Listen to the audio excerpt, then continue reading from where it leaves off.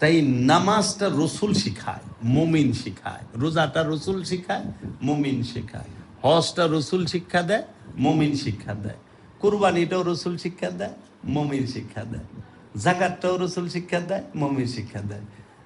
মাওলা হুসাইন কারবালায় জাকাত দিছে, আপন সক্রিয়তার জাকাত, আল্লাহর জন্য, আল্লাহ থেকে যা পেয়েছে, যাহা কিছু পেয়েছে, আল আওলাদ, ধন সম্পদ সব কিছু আল্লাহর রাহে কোরবানি করছে। আল্লাহ রসুল বলছে, যে পর্যন্ত তুমি তোমার স্ত্রী, পুত্র, ধন সম্পদ, টাকা পয়সা যা কিছু আছে, মান সম্মান সব কিছু থেকে আমি আল্লাহকে ভালোবাসতে না পারবা, আমি রসুলকে বেশি ভালোবাসতে না পারবা, মমিন হইতে পারবা না, মমিন হইতে পারবা না। এটা কোরআনেও বলা আছে, হাদিসেও বলা আছে যে রসুলকে সর্বোচ্চ প্রাধান্য দিতে হবে। তাহলে মাওলা হোসেন কি করছে কারবালায়? আমরা যে ছেলের গলায় যখন ছুরি ধরছে তখন কেউ বলতো, নাই আমি সব মাইনা লমু, তুমি আমার পোলারে জবাই করো না, আমি সব মাইনা লমু, তুমি কিন্তু আমারে হত্যা করো না, আমি মাইনা, আমি গেলাম গা, আমি দিলাম না। হক কখনো বাতিলের সাথে আপোষ করে না। সূরা বাকারায় বলছে, তোমরা সত্যের সাথে মিথ্যাকে মিশ্রণ করিও না। সূরা নেসায় বলছে, তোমরা অপবিত্রের সাথে পবিত্রকে মিশ্রণ করিও না। এবং সূরা কাহাফে বলছে, তোমরা মিথ্যা বলিও না। তাহলে পরে আপনি তাকায়া দেখেন, মাওলা হুসাইন কারবালার মধ্যে দাঁড়ায়া, তিনি দাঁড়ানো অবস্থায় কুরবানি করতেছে। ইন্না আতাইনাকাল কাউসার, ইন্না নিশ্চয় আমরা, এক বচনে বলে নাই, বহু বচনে বলেছে। এক বচনে বললে আরবি হইতো ইন্নি, নিশ্চয় আমি। ইন্নি বলে নাই, বলছে ইন্না, নিশ্চয় আমরা, আতাইনা, আতা করেছি, দান করেছি, দিয়ে দিছি, কাল কৌসার, হাউজে কৌসার আপনাকে আতা করেছি আমরা। ফাসাল্লি লে রব্বিকা ওয়ান্নাহার, ফা সুতরাং সাল্লি, সংযোগ যোগাযোগ করুন রবের সাথে, রাখুন, লে রব্বিকা, আপনার রবের জন্য। রব্বে কা কইছে, রব্বুকুম না, রব্বুকুমা না, রব্বে কা এক বছর, শুধু আপনার রবের। ফাসাল্লি লে রব্বিকা ওয়ান্নাহার, এবং দাঁড়ানো অবস্থায় নহল করেন, গলা কাটান দাঁড়ানো অবস্থায়। দেখেন উটকে দাঁড়ানো অবস্থায় নহল করে, শোয়ায় যেটা করে এটা হলো জবে, জবে করতে হয় শোয়ায়া, নহল করে হলো দাঁড়ায়া। হ্যাঁ, কুরবানি করে দাঁড়ায়া। এর জন্য কুরবানি সর্বশ্রেষ্ঠ মেজাজিতে পশু হলো উট, আর অন্যগুলা হয় জবে। হ্যাঁ, কুরবানি আর জবের মধ্যে আসমান জমিন তফাৎ। এর জন্য দাঁড়ানো অবস্থায় কুরবানি করতে গেছে। ফাসাল্লি লি রাব্বিকা ওয়ান্নাহার ইন্না শানিআকা হুয়াল আবতার, নিশ্চয়ই যাহারা আপনাকে পিঠ দেখাইল তাহারা নিসন্তান। এটা কোন নিসন্তান? বাচ্চা কাচ্চা হয় না এই নিসন্তান না, এই নিসন্তান হইল সেই নিসন্তান যে নূরের সন্তান, যার ঘরে কোনো কালে কোনো দিন আসে নাই, নূরের সন্তান যার মধ্যে প্রকাশিত হয় নাই, বিকশিত হয় না। এর জন্য বলছে, মোহাম্মদকে যারা পিঠ দেখায়, আলে মোহাম্মদকে যারা পিঠ দেখায়, তাদের ঘরে নূরের সন্তান আসে না, নূরের সন্তান আসে না। আউয়াল আখের জাহের বাতেনের বাদশাহ হইল আলে মোহাম্মদ, মোহাম্মদ সাল্লাল্লাহু আলাইহি ওয়াসাল্লাম, এই পৃথিবীতে এবং আখেরাতে। তো কাজেই আপনি যদি একটু দেখেন যে মাওলা হুসাইন দাঁড়ানো অবস্থায় কুরবানি করলো কিভাবে। উনি দাঁড়ায় রইছে, কিন্তু উনার 19 বছরের জোয়ান ছেলে সে শহীদ হচ্ছে, উনি দাঁড়ায় দাঁড়ায় দেখতেছে, দাঁড়ানো অবস্থায় কুরবানি। ছেলেটা মাওলা হুসাইনের, ছেলেটা মাওলা হুসাইনের কুরবানি করতেছে। তো মাওলা হুসাইন আর কেমন আওলাদ আল্লাহ দিছে, দয়ালে দিসা, আমার মা বাপ কুরবান হোক তাদের জন্য। এমন আওলাদ যে পিতাকে দেখতে দেখতে 19 বছরের ইমাম আলী আকবর তিনি কল্লা কাটাইলেন, 10 মাসের শিশু ইমাম আলী আসগর কল্লা কাটাই দিলেন। আপন ভাতিজা, কেমন ভাতিজা দেখছেন? আওলাদে রসুল কি আল্লাহর ওলি বলছে, হে মোহাম্মদ, আপনার ঘরের হর বাচ্চা নূর কা, বাচ্চা বাচ্চা নূর কা, প্রত্যেকটা আওলাদ নূরে।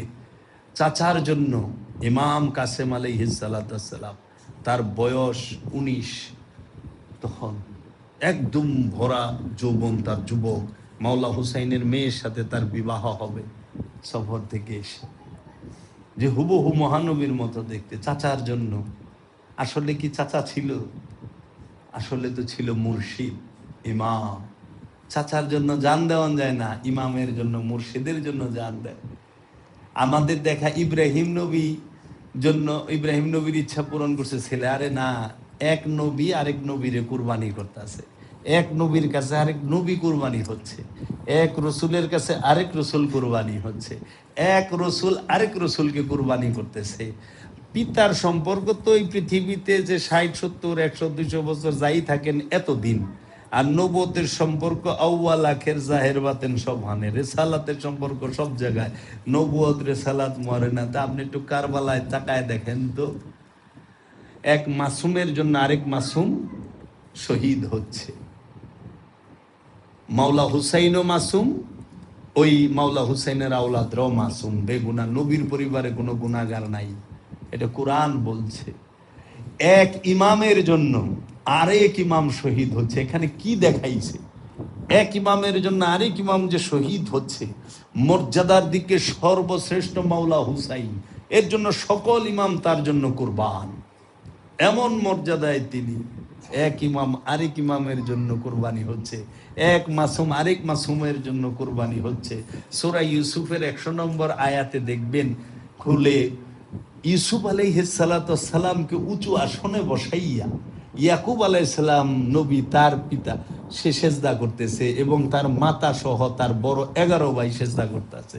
এইটা যে দেখাইছে মর্যাদার দিকে, ইউসুফ নবী হলো ঊর্ধ্বে ইয়াকুব নবী হইতে। রেসালাতের মর্যাদা ইউসুফ নবী ঊর্ধ্বে ইয়াকুব নবী হইতে।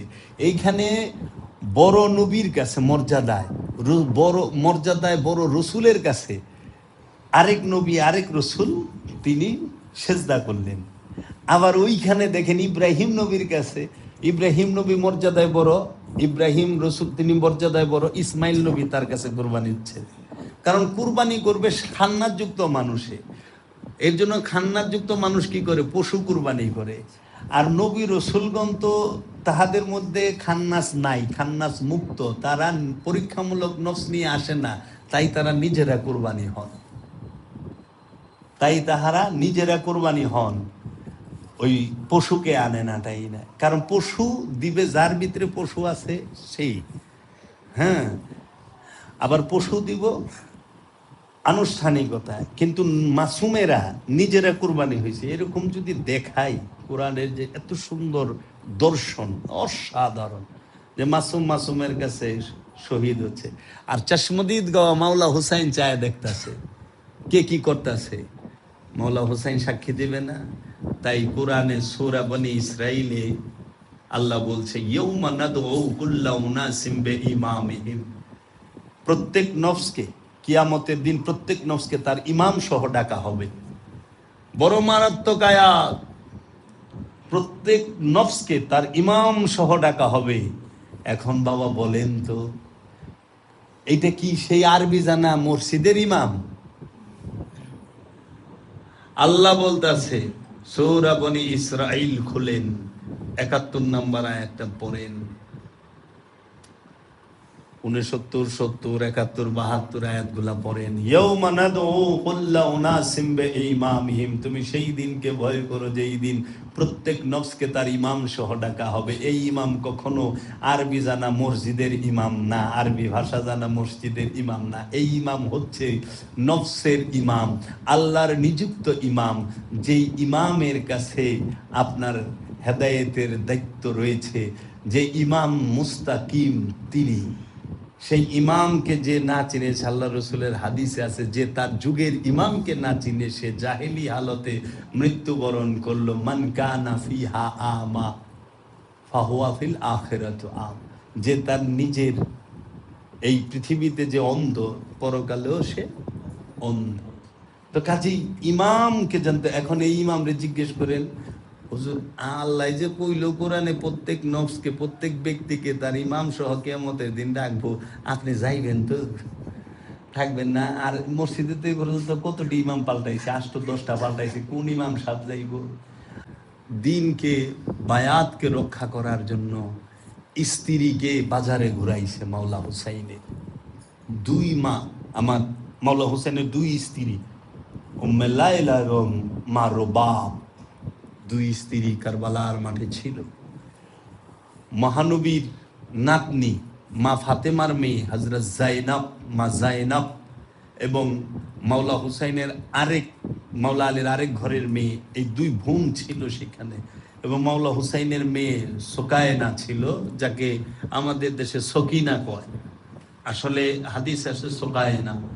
তো তিনি ছিলেন, এবং মাওলা হুসাইনের সঙ্গীদের সাথে আরো নারীরা ছিলেন। তাদেরকে ওই মাওলা হুসাইনকে শহীদ করার পরে কি করলো, এই সময় যে 10 মহররম, এই যে এই রাতের তারা কি করলো, কুফার উদ্দেশ্যে রওনা হইল।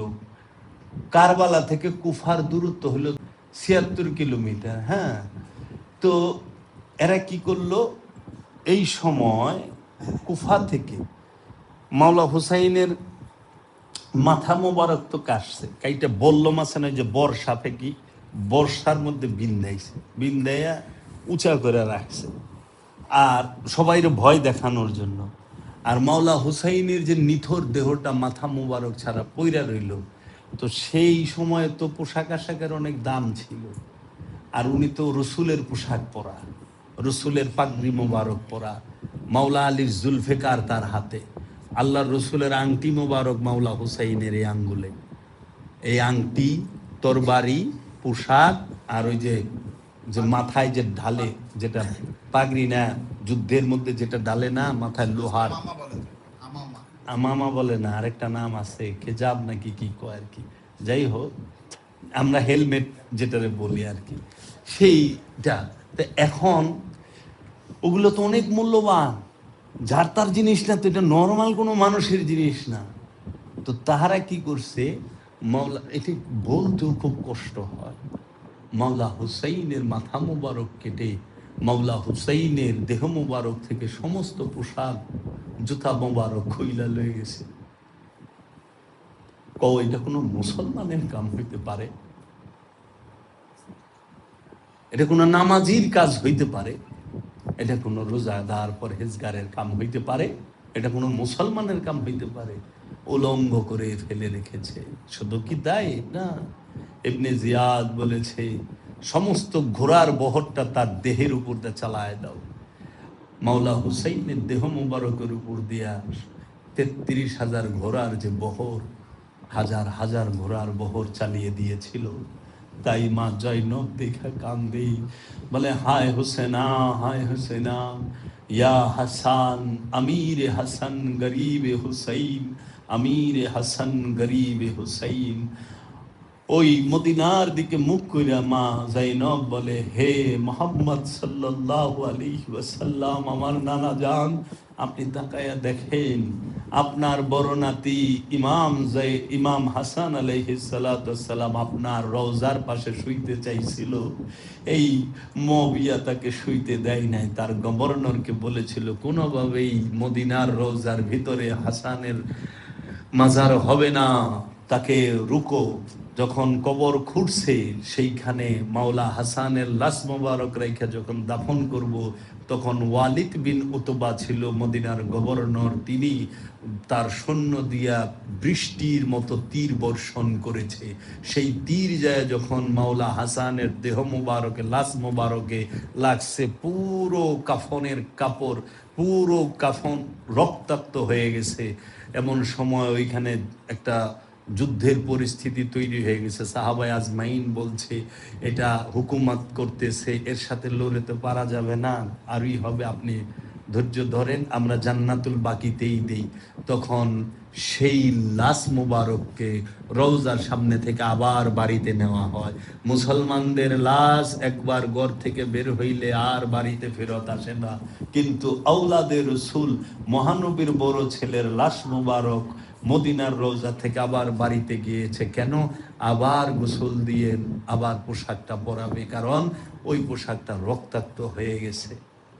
তাই মা জাইনব বলেছিলেন, হায় আমির হাসান, যার কাফন দুইবার পরানো হয়েছে, আর হে গরিবে হুসাইন, তোমার তকদিরে একটা বার কাফনের কাপড় জুটে নাই। তাই বিশেষ করে আল্লাহর ওলিরা অনেক সময় এই কাফনের কাপড় নেয় না। কি নেয়?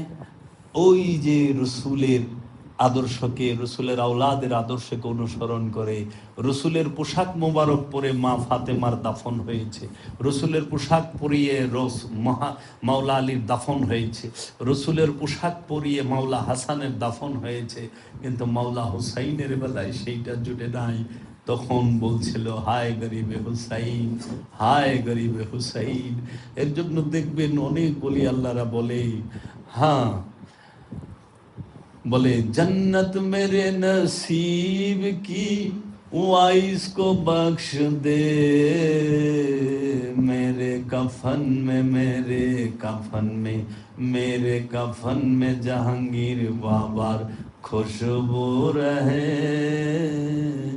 ও মাওলা, আমার তকদিরে যে জান্নাত, ওইটা তুমি ওই বক্তারে দিয়া দাও, ওই আলেম ওই মোল্লারে দিয়া দাও, আর আমার কাফনের মধ্যে যেন আমার মুর্শিদের গ্রাণ থাকে, আমার মুর্শিদের গ্রাণ থাকে। মুর্শিদের জামা পইরা আশেক চিরতরে কবরে শাহিত হয়। এটা সুন্নতে আওলাদের রাসূল। মাওলা হুসাইনের দাফন হয় নাই সেই সময় যখন 33,000 ঘোড়া চালায় দিছে। কি করছিল? এই শহদানে কারবালার যে সদস্যগুলো ছিল তাদেরকে, 72 জনকে, তারা যারা শহীদ হয়েছিলেন, ওই অঞ্চলের মানুষেরা কি করছে? 3টা কবর খুঁজছে, 3টা গাড়া করছে, বড় 3টা গাড়া করে, 3 গাড়ার মধ্যে সমস্ত, কারণ তারা জানে না এটি কাদের দেহ, মাথা নাই তো, এরা কি মুসলমান না কি আসলে বিষয় মানে কোনোভাবেই চেনার কোনো কায়দা নাই। পোশাক নাই, মাথা নাই, অনেকের হাত পা নাই, হাত পা কাটা। মাওলা হুসাইনের হাত মোবারকে যে আংটিটা ছিল, এই আংটিটা ওই আগাতে আগাতে হাতটা ফুইলে গেছিল, আংটিটা বের করতে পারে নাই। এত নির্মম একটা পাথরাই না, হাতটা বসায় আঙ্গুলটা আরেকটা তলোয়ার দিয়ে খুব দিয়ে আঙ্গুলটা কাইটা আংটিটা বাইর করে নিছে। এত নির্মম ছিল তারা, এত নির্মম ছিল। আর তুমি বলো তাদের পিছে যারা রেজিদকে রাদিয়াল্লাহু তাআলা আনহু কয়, এই মুয়াবিয়াকে রাদিয়াল্লাহু তাআলা আনহু, তাদের পিছে নামাজ পড়ুন, হাসতে হাসতে জাহান্নামে চলে যাবো, জীবনে ওদের পিছে দাঁড়াবো না, কোনোদিন না। কারণ আমার কাছে আওলাদের রাসূলের যে বিষয়টা, এই আংটি মোবারকটা খুলে নিছে আঙ্গুল কাইটা, সেই দেহগুলোকে তারা একত্রে 3টা কবরে, 3টা গর্তের ভিতরে রাখছে। রাখার পরে আওলাদের রাসূলদেরকে তো বন্দি কইরা মায়েদের মাথার কাপড় ছিনায় নিছে, জেবার যে তাদের অলংকার ছিল সেগুলো ছিনায় নিয়া উটের উপরে, উটের পিঠে ওই গদি দেয় নাই, উটের তো হাড্ডি শুধু বিন্দে পেছনে বসলে, সেইভাবে 76 কিলোমিটার রাস্তা কুফা থেকে কারবালা, এই কারবালা থেকে কুফা পর্যন্ত নিয়েছে কষ্ট দিয়ে। তো নিতে নিতে পথের মধ্যে এক জায়গায় কি করছে, মাওলা হুসাইনের মাথা মুবারক যে বল্লমে ছিল, সেই বল্লমটা যার হাতে ছিল ওইটা ছুঁইটা পইরা গেছে, মানে গাইরা গেছে বালিতে। এখন ও তো আর টাইনা উঠাইতে পারে না, ওইটা টাইনা উঠাইতে পারে না। পরে অনেক জনে এসে চেষ্টা করছে, তাও পারে না। অনেক বেশি মানুষ যখন চেষ্টা করছে তাও পারে না, তখন যায়া এই খবর মা জাইনবকে দিছে, আওলাদের রাসূলকে, যে ইমাম হুসাইনের মাথা মোবারকটা ওই বর্ষাটা উঠাইতে পারতেছে না, কি কারণ? তখন মা জয়নব বলছে, অবশ্যই হুসাইন মাওলা আওলাদের রাসূলের কোনো আওলাদ সে মিস হয়েছে, সে হয়তো হারিয়ে গেছে কিংবা পথে রয়ে গেছে। তোমরা একটু আওলাদদেরকে ডেকে খোঁজ নাও তো, গুইনা দেখে একজন সর মাওলা হুসাইনের মেয়ে 7 বছর 8 বছরের মেয়ে বিবি সুকাইনা, বিবি সুকাইনা সে পিছনে পড়ে আছিল, কোন হান্দে পড়ে গেছে, ওই কিভাবে পড়ছে, কান্দাছে তো বাবা বাবা কইরা, ছোট বাচ্চা না, বাবা বাবা করে কান্দে, ওই যে মাথা মোবারকটা দেখা এজিদের এক শূন্য একটা থাপড় দিছে, ফালাই দিছে নিচে, আর উঠায় নাই।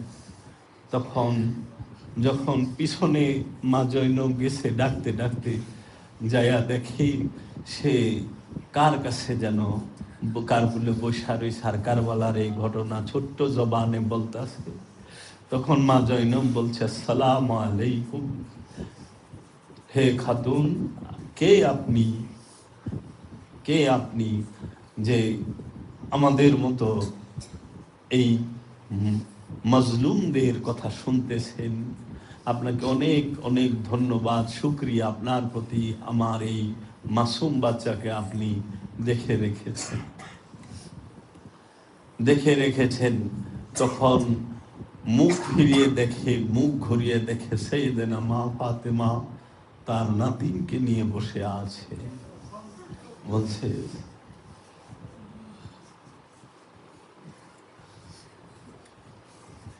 নবী পরিবারের নেকাব ছিনিয়ে নেওয়া হয়েছে, বাজারে কুফার রাজধানী সাজানো হয়েছে।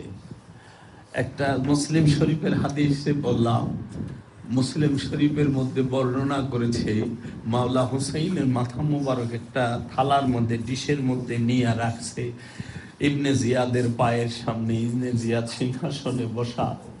তখন হযরত আনাস রাদিয়াল্লাহু তাআলা আনহু ওইখানে ছিলেন, তিনি বৃদ্ধ হয়ে গিয়েছিলেন, কিন্তু তিনি দেখে চিনে ফেলেছেন এটা তো ইমাম হুসাইনের মাথা মুবারক। এইখানে তখন ইয়াজিদ ইবনে জিয়াদ, এই যে হাতে লাঠি থাকে না, বড় বড় জেনারেল টেনারেল গো, রাজা গো, ছোট ওই ঠোঁটের মধ্যে খুঁচাইতেছে, কি তুমি না বললে এত কিছু, এই সেই টিটকারির বাসায়। তখন তিনি আর সহ্য করতে বললেন পারে না, বলছে, এই খবিশ, ওইখান থেকে লাঠি সরা। আমি নিজে দেখেছি মুহাম্মদ সাল্লাল্লাহু আলাইহি ওয়াসাল্লাম সব সময় এই ঠোঁটের মধ্যে চুম্বন করছে, এই ঠোঁটটা চড়ছে, এই মুখটার মধ্যে চুম্বন করছে, তুই ওই জায়গায় লাঠি দিয়ে আঘাত করতেছিস। তখন আমরা কেমন মুসলমান হইলাম, আল্লাহর হাবিব একবার হাজরে আসওয়াদে চুম্বন করছে, জগতের সব মুসলমান এখন হাজরে আসওয়াদে চুম্বন করে। আর যেই মহানবীর আওলাদ ইমাম হুসাইন আলাইহিস সালামের ঠোঁট মোবারকে আল্লাহর হাবিব চুম্বন করেছেন, মাওলা হুসাইন লালা চুষে খেয়েছেন, জবান চুষেছেন, সেই মাওলা হুসাইনের ঠোঁটের মধ্যে যে ইবনে জিয়াদ সে আঘাত করে আর তার পিছনেই নামাজ পড়ে। ছি ছি ছি, ঘৃণার ঘৃণা ইবনে জিয়াদের প্রতি। তাই মাওলা হুসাইনের বড় ছেলে ইমাম জাইনুল আবেদিন বেঁচে ছিলেন, তিনাকে 36 দিন পর্যন্ত কুফার ইবনে জিয়াদের দারুল ইমারতের পাশে যে মসজিদ ছিল, মসজিদের হুজরা খানার ভিতরে যেখানে যে মৌলভী সাহেবরা থাকে, ওই হুজরা খানার ভিতরে 36 দিন পর্যন্ত আটকায় রাখা হয়েছে।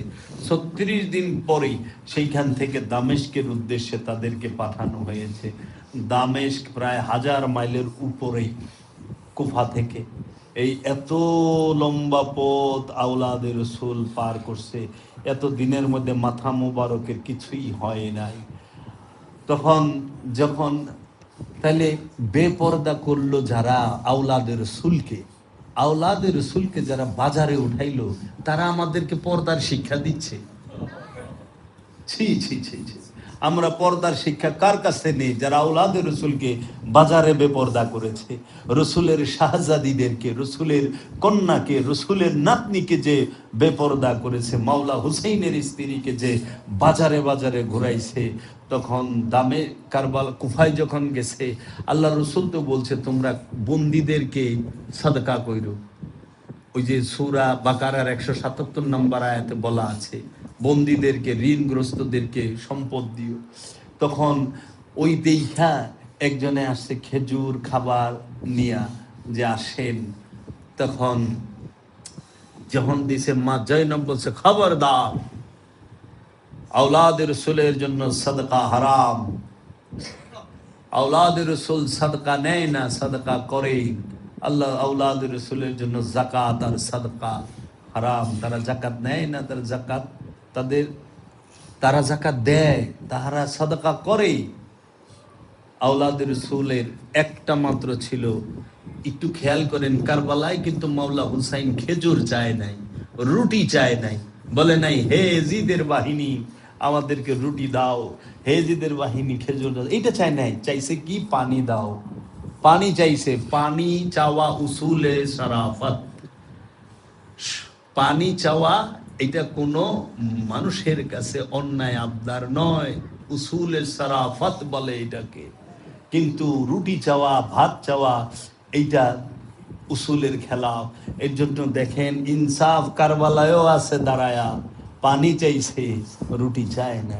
রুটি লাগবে না, 3 দিনের ভোকা, 3 দিনের পিপাসা। তাই তো আল্লামা ইকবাল বলেছেন, মুঝে কো ফাওয়ালো মুসাফির না সমঝো, मैं आया नहीं हूँ बुलाया गया हूँ, मुझे कूफा वालो मुसाफिर न समझो,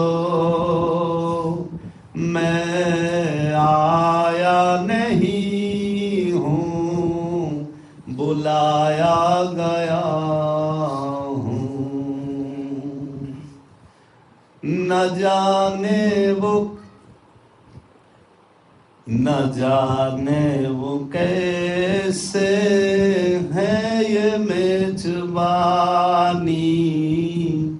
72 प्यासो कहे बंद है पानी, न जाने वो कैसे। এটা জানি না এটা কোন রকম মেহমানদারি। न जाने वो कैसे है ये मेजबानी, 72 प्यासो कहे बंद पानी, मुकद्दर में है कौसर को पीना, मैं रो प्यासा नहीं हूँ पिलाया गया हूँ। মুকদ্দর মে মানে আমার তকদিরেই তো আছে হাউজে কাউসার পান করা, ফোরাতের পানি পান করার তকদির আমার নাই, আমি হাউজে কাউসার পান করব। মুকদ্দর মে হ্যায় হাউজে কৌ মুকদ্দর মে হ্যায়, আমার নসিবে এলো এই হাউজে কাউসারটা কি বিষয় বুঝার হইলে এটা হাউজে কাউসার কি। হাউজে কাউসারের ধারক বাহককে কারবালায় কাটা হয়েছে। কোরআন যার সিনায়, কোরআনে হাফেজ যিনি, তাকেই কাটা হয়েছে। আচ্ছা, মাওলা হুসাইন হলো সাহাবি, মাওলা হুসাইন হলো আওলা, আর ইয়াজিদ হইল তাবেইন। তা সাহাবিকে কাটলো, এরা সাহাবি সমর্থন বাদ দিয়ে, আওলাদের সমর্থন বাদ দিয়ে তাবেইনের সমর্থন করে কেন, রাজার সমর্থন করে কেন? আগে তো সাহাবি, আগে তো আওলাদ, তাই না? তাহলে এগুলো যদি আপনারা বিশ্লেষণ করবেন, কারবালা কিন্তু আমাদের জন্য সবচেয়ে বড় শিক্ষা। মুসিবতে ধৈর্য হারা হওয়া যাবে না যদি কারবালাকে অনুসরণ করেন।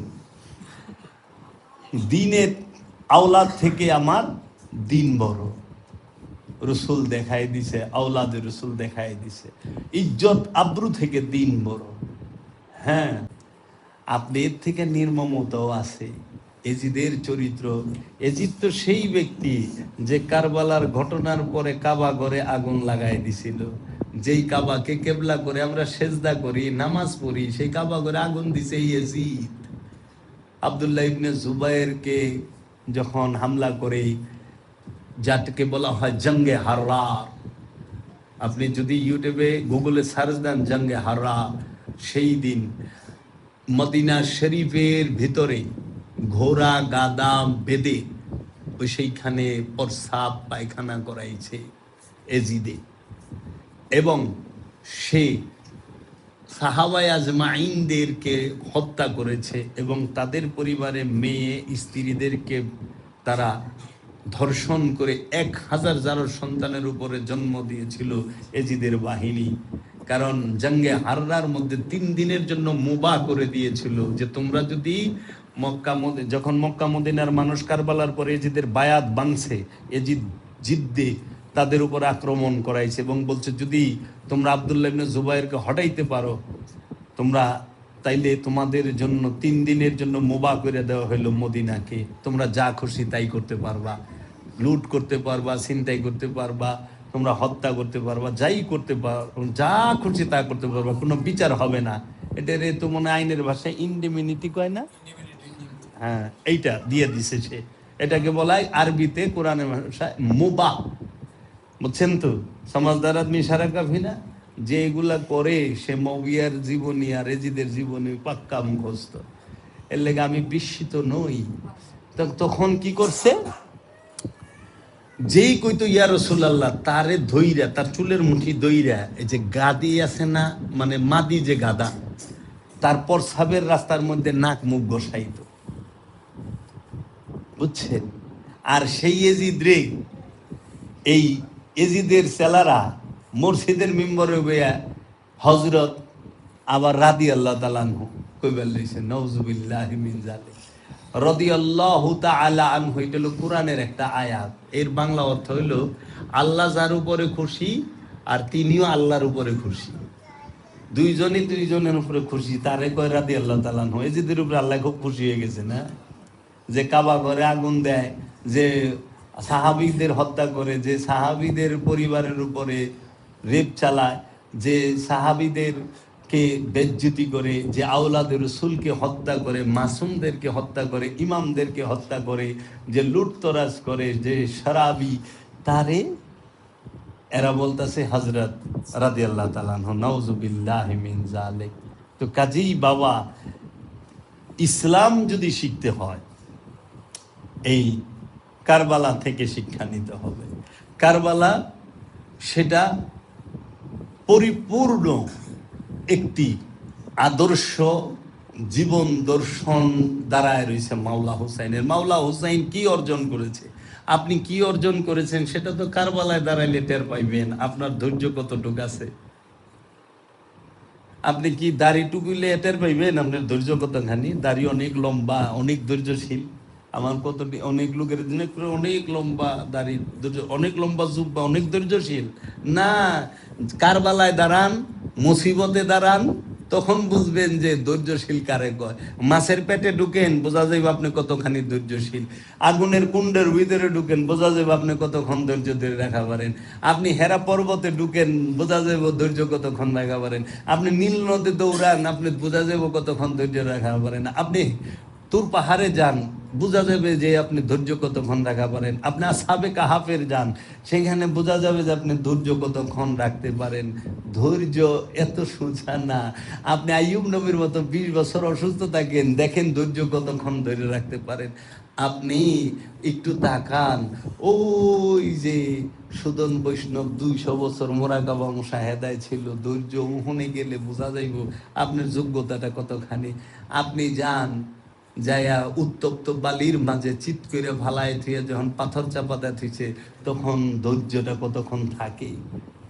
আফসি বেলাল, আপনি যান, ও ওয়াইসাল কারনির মতো 32 দন্ত আঘাত করে ফালায় দিছে মোহব্বতে। তাই আমার দয়াল বাবা জাহাঙ্গীর বলছিল, ওই ওই পেপারে দিহি একটা মেয়েকে ভালোবাসে একটা ছেলে, তরে পাইব না দেখে ফাঁসি দিয়ে মরে গেল। তো ওয়াইসাল কারনি সে দাঁত 32 দাঁত ফালাইলো, আর এই সারা তো জীবনই দিয়ে দিল। তো দাঁত ফালানির থেকে জীবন দেওয়া বড় না? জীবন তো বড়, কিন্তু এইটা আল্লাহর কাছে গ্রহণযোগ্য হইল না রসুলের কাছে। কেন? কারণ এই ছেলের চাওয়ার পিছন, এই ছেলের মরার পিছনে চাওয়া ছিল, আর ওয়াইসাল কারনির দাঁত ফালানের পিছনে, দান শহীদের পিছনে চাওয়া নাই যে হে রসুল, হে রসুল, আমি দাঁত ফালাই দিছি, আপনি দেখেন আমি আপনার প্রেমের দাঁত দান শহীদ করছি না। তুমি দেখো চাই না দেখো, আমি তোমারে ভালোবাসি, তুমি আমার হও বা না হও, আমি যে তোমার হয়েছে, এইটা হইলই তো। কাজেই ওয়াইসাল কারণী দান দান শহীদের পিছনে কোনো চাওয়া ছিল না, আর এর জান দেওয়ার পিছনে চাওয়া ছিল, তোরে না ভাইলে আর জীবনই রাখুন না, এইটা হলো চাওয়া। বাবা যদি কথা না কয় কারণ জামই না, দূর তোরা বিরিয়ানি দেশ না, জামই না, জাগা ভাই নেই, জামই না, তো এটা তো চাওয়া রে বা। তো কাজেই বিষয়টা চাওয়া দিয়ে কোনোদিন প্রভুকে সন্তুষ্ট করা যায় না। তাই ওই যে পাগলে কইছে, তুনে যে জান্নাত বানায়া দে দো মোল্লা কো, ওই আল্লামা ইকবাল কইছে, তুনে যে জান্নাত বানায়া দে দো মোল্লা কো, কাকা করে জান্নাতের লেগে, তুমি যেটা বানাইছো আমার তকদিরেরটা ওরে দিয়া দাও, আমারে তোমার প্রেমে ডুবায়া রাখো মাওলা, আমি তোমার মহব্বতে ডুইবা থাকবার চাই। তাই আমরা মাওলা হুসাইনের মহব্বতে ডুইবা থাকতে চাই, তাহার আদর্শকে হৃদয়ে ধারণ করতে চাই, আমরা যেন সেটা করতে পারি। এবং এই করুন আমি বলতে পারি না, বুঝছো, আমার হৃদয় ভিতর ফাইটা যাইবার চায়, আমি পুরা হিস্ট্রিটা জানি, এমন আরো এটা পারি না, বলা যায় না, মানে জবান দিয়ে আহে না, ওই জবান ঠোঁট কাইপা ভিতর বন্ধ হয়ে যায় বাবা। এটা যে এত হৃদয় স্বার্থ বড় ভয়ানক জিনিস। তাই তোমরা প্রেমের পূজা করো, স্বার্থের পূজা করো না, তোমরা শক্তির পূজা করো না, প্রেমের পূজা করো, তোমরা ক্ষমতার পূজা করো না, প্রেমের পূজা করো। মুসলমান প্রেমের পূজারী, প্রেম আল্লাহ নিজে, রসুল নিজে, তাই প্রেমের পূজা করো। और या मोहम्मद रोज अजल से, या मोहम्मद रोज अजल से मैं तेरा दीवाना हूँ, या मोहम्मद रोज अजल से मैं तेरा दीवाना हूँ, अरे या मोहम्मद